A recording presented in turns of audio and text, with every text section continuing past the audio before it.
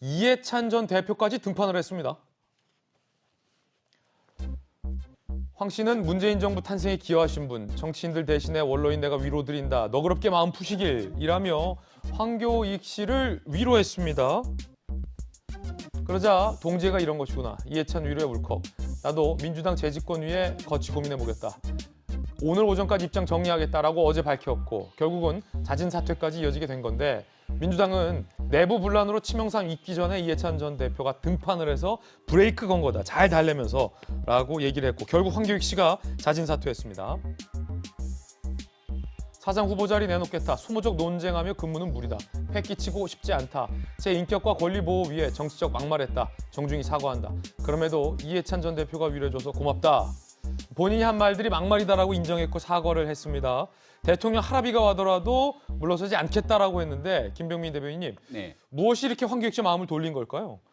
질서 있는 퇴진이 아닌가 이렇게 생각이 되는데 굉장히 잘 짜여진 각본처럼 흘러갔다고 저희는 생각을 좀 하고 있습니다. 조금 전에 김병민 대변인이 네. 윤석열 캠프 논평을 냈어요. 보이지 네. 않는 손을 언급했던데 그게 무슨 뜻이에요?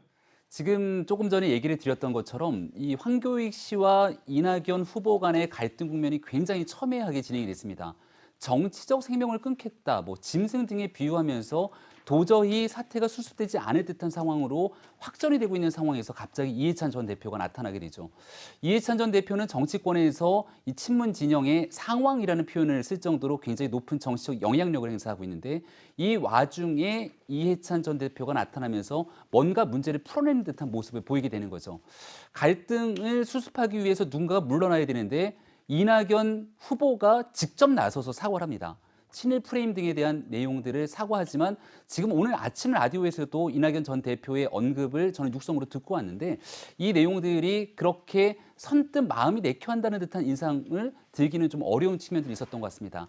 보이지 않는 여러 사람들의 영향력 아래에서 결국 이 황교익 씨 논란들이 일단락된 것이 아닌가 생각이 됩니다만은 결국 제일 큰 문제는 임사를 하게 된 이재명 지사, 경기지사의 인사권자가 본인의 인사권을 잘못 행사했기 때문에 이 상황까지 온 것 아니겠습니까?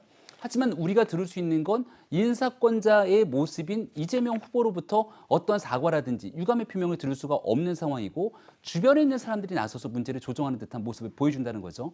이게 왜 문제가 되냐면 지금 일단 첫 번째로 경기지사의 권한을 대통령 선거로 가는 길에 사용하는 지사 찬스 아니냐 문제가 되기 때문에 이걸 끊어줘야 된다는 것이고요.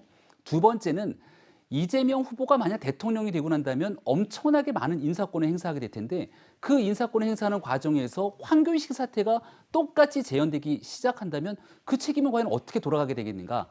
여기에 이재명 후보의 육성이 아닌 다른 사람들이 보이지 않게 조정하는 모습들이 만약 이재명 후보가 대통령이 되고 난다면 똑같이 진행됐을 때 그 위기 상황에 대해서 국민들께서 지켜보고 있을 것이다. 이런 얘기를 꼭 좀 드리고 싶습니다. 김병민 대변인의 의견이었습니다. 김어준 씨 방송에서 김어준 씨가 이낙연 후보에게 사과를 권유합니다. 그러자 이낙연 후보가 사과를 또 합니다. 들어보시죠. 친일 프레임은 그냥 개인에 대한 인신공격이에요. 판단 착오라고 봅니다. 큰 친일 프레임을 건 것에 대해서는 사과하고 이낙연 캠프가 물러서야 제가 보기엔 정리가 되는데 그냥 황교익 씨 참으라고 말만 하면 개인이니까 참아야 되는 게 아닙니까? 참기 어렵죠. 저희 캠프의 책임 있는 분이 친일 문제를 거론한 것은 지나쳤다고 생각합니다. 자, 물론 김어준 씨 방송에서 이낙연 후보가 사과한 건 아니지만 김어준 씨 등의 사과 요구, 이해찬 전 대표의 등판까지 함께 보고 있는데 이재명 기자, 이게 좀 흥미로워요, 구도가.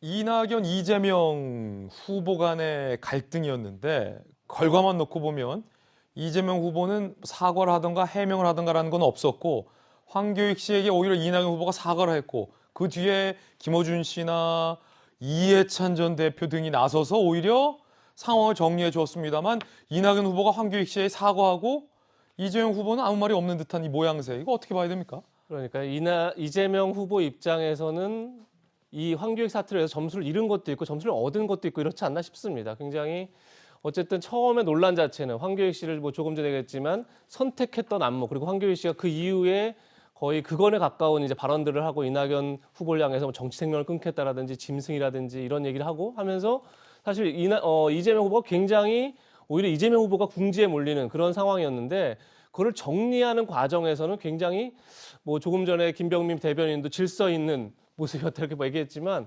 어쨌든 여권의 가장 어른을 통하는 이제 이해찬 전 대표가 오히려 황교익 씨한테 사과를 하고 그리고 이낙연 후보도 황교익 씨한테 사과를 하는 모양새를 만들어내고 거기에 또 어떻게 보면 친문 진영에서 가장 빅마우스로 통하는 김어준 씨가 또 그 참전을 하고 이러면서 어쨌든 정리하는 과정에서는 이재명 후보가 오히려 점수를 얻을 수 있는 그런 부분도 있지 않았나 싶고 그런 점에서는 이게 어쨌든 여권이 문제를 해결하는 방식, 정리하는 방식을 두고는 좀 야권도 좀 배울 필요가 있지 않나 이런 생각도 좀 듭니다. 그러니까 예. 어떻게 정리를 하면서 이 문제를 수습해 나가는지에 대해서는 전 나름대로 여권이 굉장히 치밀하게 잘 준비를 해서 정리를 했다 이렇게 평가할 대목도 있지 않나 싶습니다.